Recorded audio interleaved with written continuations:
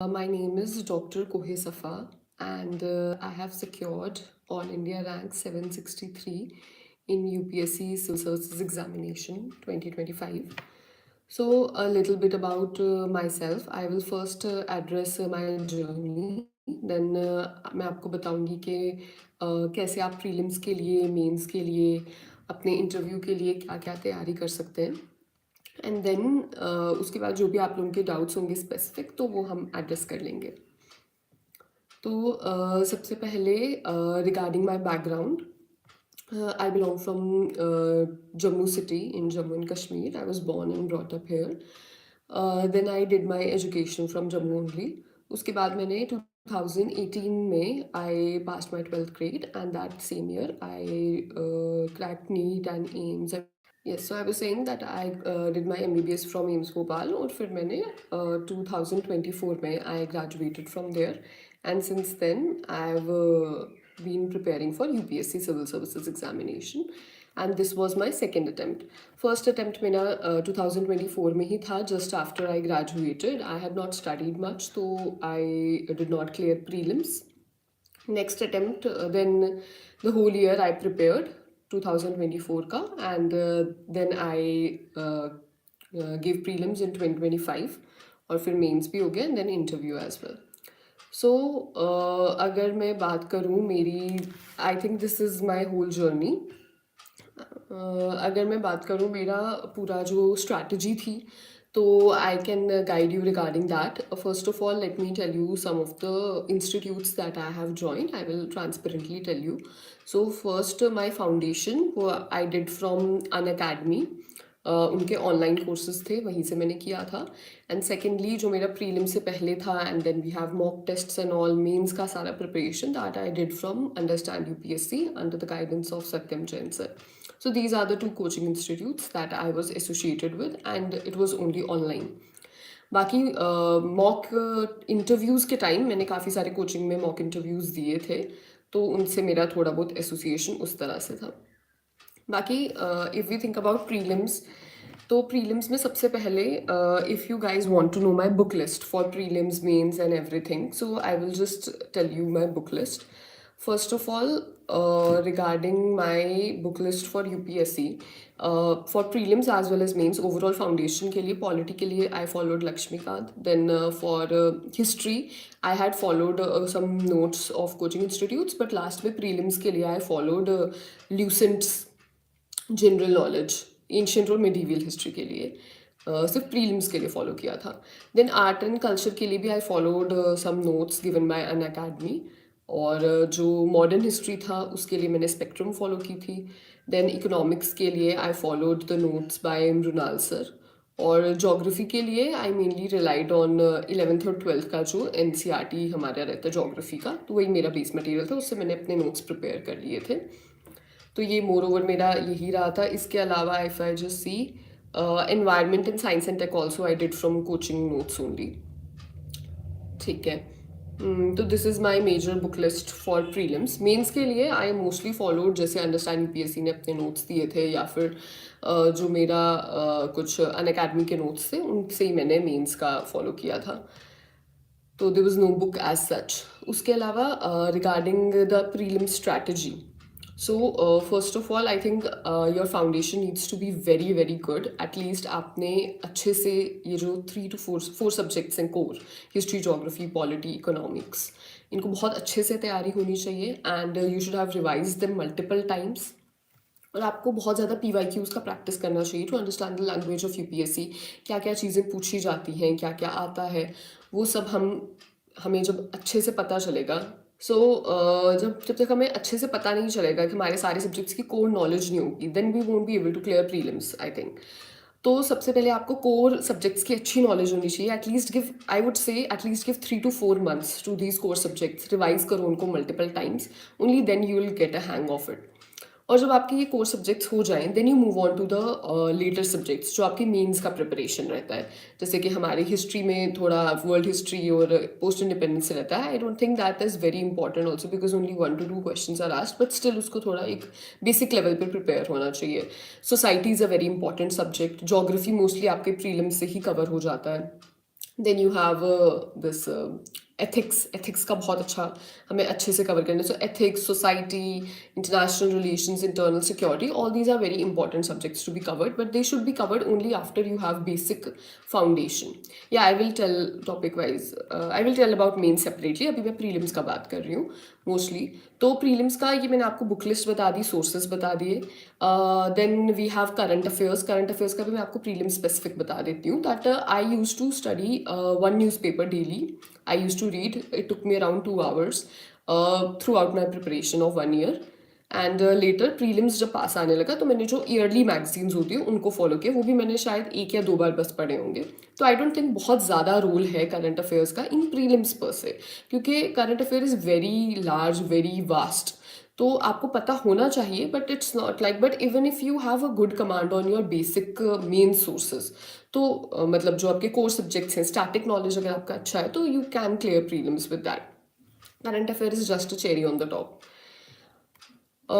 या I address your questions later on. एक बार मैं अपना पूरा बता दूंगी जो जो मैंने सोच के आई हूँ. Then I address your questions.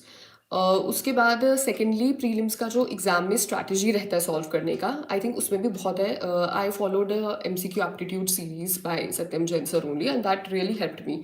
I scored around 102 marks in prelims this year, which was well above the cutoff. And earlier I had scored around 72 something marks in the last attempt, which I had not given with full preparation.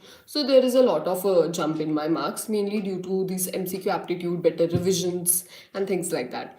तो prelims में exam में strategy क्या होनी चाहिए कि आपको, I think जो आज का कट ऑफ्स जिस तरह से बन रहे हैं, there is a lot of higher cut offs. तो आपको जितना हो सके ज़्यादा से ज़्यादा क्वेश्चंस अटेम्प्ट करने चाहिए, स्पेशली कंसिडरिंग द सिचुएशन. और उसमें आई वुड से 85+ is a good sweet spot, but obviously depends on you. किसी का एक्यूरेसी अच्छा होता है, किसी का मतलब ज़्यादा क्वेश्चंस अटेम्प्ट करते हैं, कोई कोई ज़्यादा एक्यूरेट होते हैं. तो it depends on person to person. I won't give a specific number, but आप अपने हिसाब से थोड़ा सा हायर साइड क्वेश्चंस अटेम्प्ट करेंगे तो दैट वुड बी बेटर. बाकी पेपर में attemptation strategy should be like that कि आप एक बार पूरा पेपर देखिए, उसमें जो आपको डेफिनेटली आते हैं उनको आप अच्छे से अटेम्प्ट कीजिए. और फिर भी जो क्वेश्चंस छूट जाते हैं विच यू डोंट नो, तो उन पे भी थोड़ा एलिमिनेशन टेक्निक्स लगा के, कुछ मैड वगैरह लगा के, जो भी आपको मतलब जितना भी आपके पास नॉलेज हो, जो भी आपको थोड़ा सा भी अगर हिंट आ रहा है, कुछ भी 50-50 भी है, then also attempt that question. Negative marking is there, but nowadays the cutoffs are very high, so you should take some risk in prelims at least. तो ये पूरा प्रीलिम्स का स्ट्रैटेजी हो गया. I told you the book list preparation, वही आई will tell you, वही मतलब core subjects and everything, और थोड़ा सा माइंड में elimination techniques and MCQ aptitude, जो कि आपको PYQ से प्रैक्टिस होगा. You will know what are the traps, you will know how UPSC frames questions, तो उनको जितना ज़्यादा प्रैक्टिस हो जाए. बाकी मॉक टेस्ट पे आते हैं, तो आई थिंक थोड़ा जब आप स्टार्ट करें तो सेक्शनल टेस्ट दे सकते हैं, बट वो उतने ज़्यादा आपके उसमें मार्क्स नहीं आएंगे, because it's very difficult to, because they are very deeply asked questions. But mock test आपको देने चाहिए. आई थिंक अराउंड 7 to 8, या वीकली आप मॉक टेस्ट दे दो प्रीलिम से 2 महीने पहले, तो दैट इज़ गुड इनफ. आपका चाहे रिवाइज नहीं हुआ है सब कुछ, फिर भी you should start with mock test. Other than that जो हमारा प्रीलिम्स में मॉक टेस्ट हो गया, अदर देन दैट जो CSAT रहता है उसके लिए भी it requires a lot of good preparation, I would say. जैसे मेरा भी साइंस बैकग्राउंड था पहले, तो मैथ्स मैंने 10th तक ही पढ़ा था, but I was okay with maths. और जो आपका मैथ्स वगैरह सब कुछ रहता है उसमें इंग्लिश कॉम्प्रिहेंशन और मैथ्स के लिए आई वुड से कि आप पहले प्रीवियस ईयर क्वेश्चंस कीजिए. उसमें आप देखो कि आपको कितना आपका क्या लेवल है, are you able to solve those questions. अगर आपसे नहीं हो रहा है, then you can maybe take a course online, या यूट्यूब पे काफ़ी कोर्सेज होते हैं फ्री में, यू कैन वॉच देम. अपने कुछ नोट्स बना सकते हो आपके किस तरह से आपको सॉल्व करना है मैथ्स के क्वेश्चंस और इंग्लिश कॉम्प्रिहेंशन के. A very important thing in English comprehension that I found out, it's like a trick.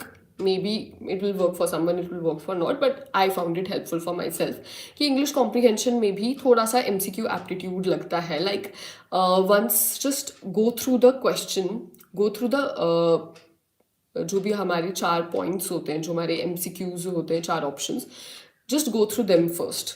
Don't read the passage, just go through them, and you will automatically see that उनमें कुछ जो options होते हैं बहुत ही bizarre होते हैं, वो बिल्कुल भी आंसर नहीं हो सकता, बिकॉज इट्स टेक्निकली रॉन्ग.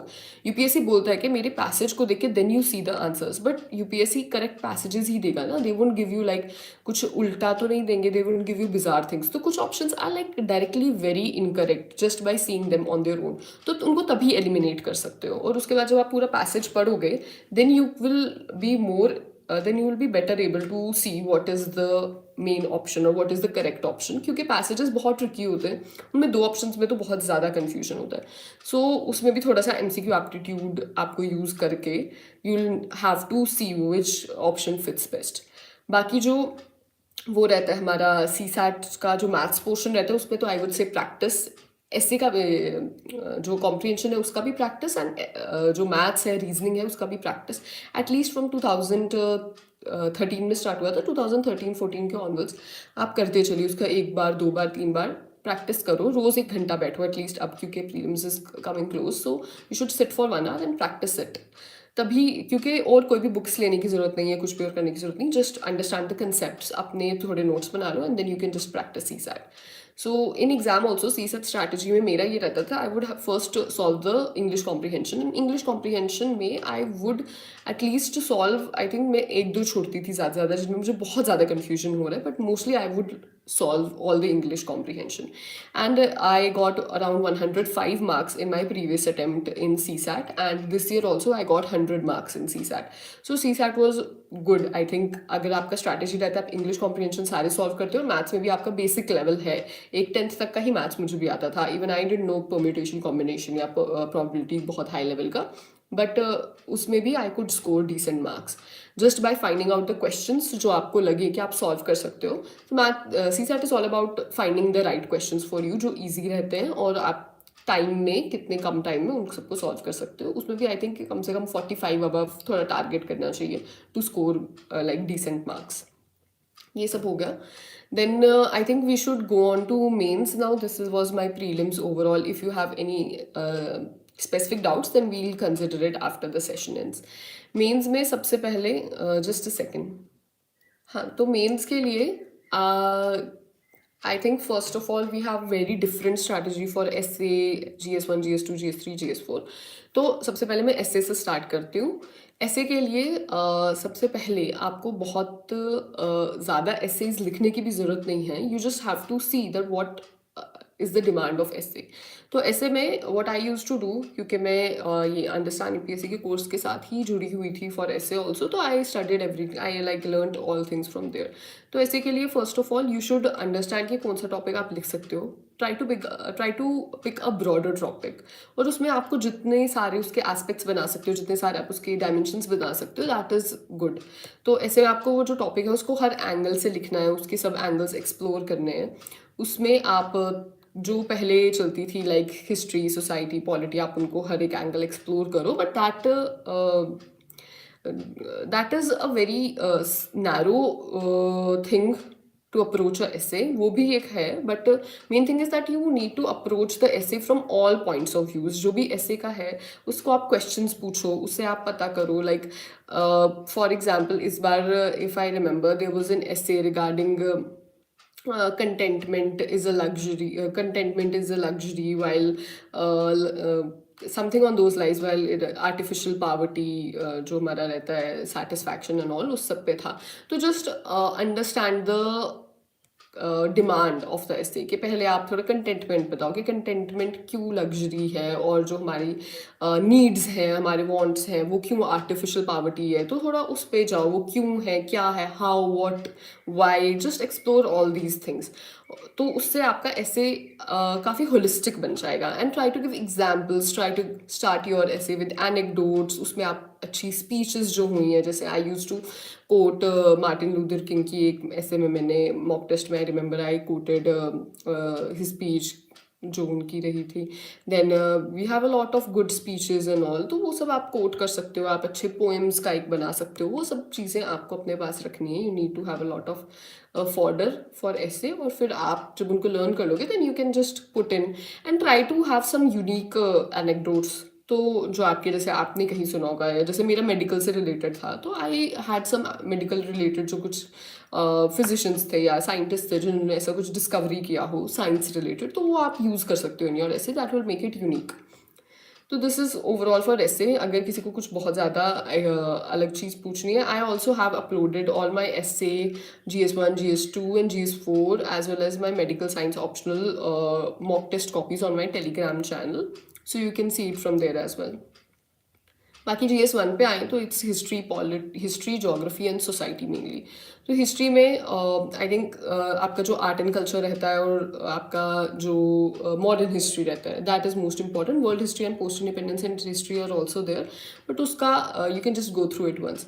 तो इसमें भी आपको एक बेसिक लेवल का जो आपने प्रीलिम्स में जैसे पढ़ाई की थी, you need to have understanding of that, उसी को आप रिवाइज करो and then you just see the mock answer, mock test जो आपको मिल रहे हैं या फिर जो PYQs हैं उन पे आप जाओ और PYQs को प्रैक्टिस करने का ट्राई करो। You can also take help of lot of coachings and all provide the material, so just take help of those, या कोई मॉडल आंसर्स प्रोवाइड करें, take help of those and build your own notes for that.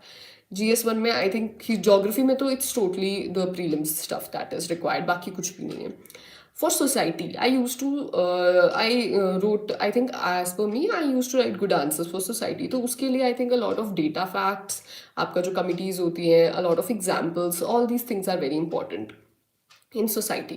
उसमें जो आप newspaper में in general जो भी चीज़ें पढ़ रहे हो रोज़मर्रा में, तो try to put those as examples in your society. जैसे फॉर एग्जाम्पल अगर कुछ सोशल मीडिया का आ गया, then you we have a lot of cases कि वुमेन को सोशल मीडिया पे कैसे हरास किया जा रहा है, या recently there was this Ghaziabad incident जिसमें कुछ गर्ल्स ने सुसाइड कर लिया था due to the effect of social media. And also try to put a lot of current things that are happening, जो करंट केसेस आप पढ़ रहे हो न्यूज़ में या कुछ भी पढ़ रहे हो, तो try to add those things that will seem like you're a very updated person, आपको पता है क्या चल रहा है, and you're able to use those things in your answers, तो उससे काफ़ी अच्छा इम्पैक्ट पड़ता है।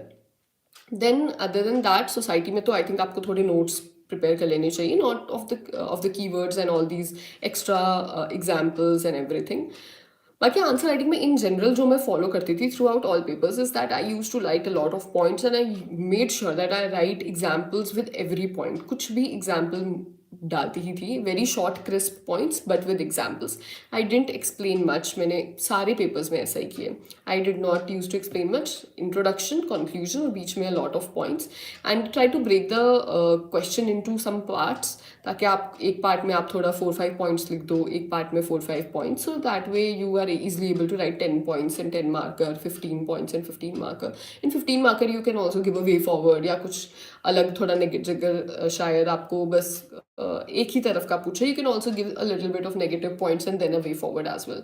तो in 15 marker if you have space you can do that. तो मोस्टली GS1 की स्ट्रैटेजी रही है मेरी।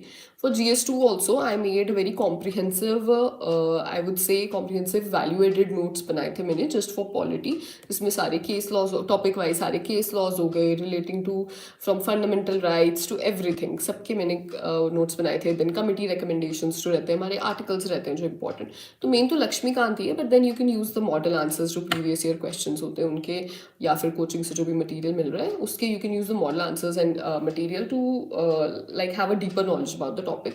उसमें भी I would say current affairs और इन सब का बहुत ज़्यादा रोल है to give a value addition in your answers।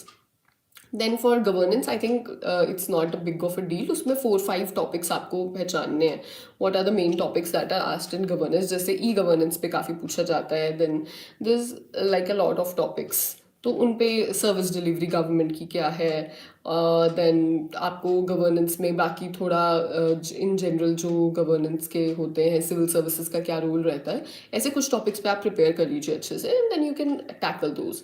Other than that जो NGOs का होता है, civil services, civil society organisations होते हैं, ट्रस्ट्स होते हैं, उन सब पे भी if you just prepare 1 page, उनके नाम याद कर लोगे कुछ के, then you can easily add those in your answer and will make it a good answer. तो गवर्नेंस का यही रहा। Social justice is just like society, I feel you can have it combined, आप पढ़ सकते हो उसके लिए। So it is just the same like society. बाकी उसमें थोड़ा सा आप जो हेल्थ और एजुकेशन सेक्टर है उस पर there is lot of question, तो उसका आप पहले से ही नोट्स प्रिपेयर करके उसमें जो भी न्यू चीज़ें हैं, न्यू डाटा है, वो सब लिख के रखो। देन यू कैन, जो भी डिमांड है क्वेश्चन की उसके आप पॉइंट्स बनाओगे और उसमें जो भी आपने डाटा या कुछ भी आपने जो एग्जाम्पल्स लर्न किए, then you can just put in those. Next आता है हमारा international relations. International relations are very important, very scoring also, because उसमें mostly I studied the current affair ज़्यादा किया था मैंने, but it was also holistically हर एक कंट्री के साथ, जो मेजर कंट्रीज है, मेजर पावर के साथ क्या रिलेशन है, उनमें कुछ करंट क्या हुआ, so I got notes from the coaching only.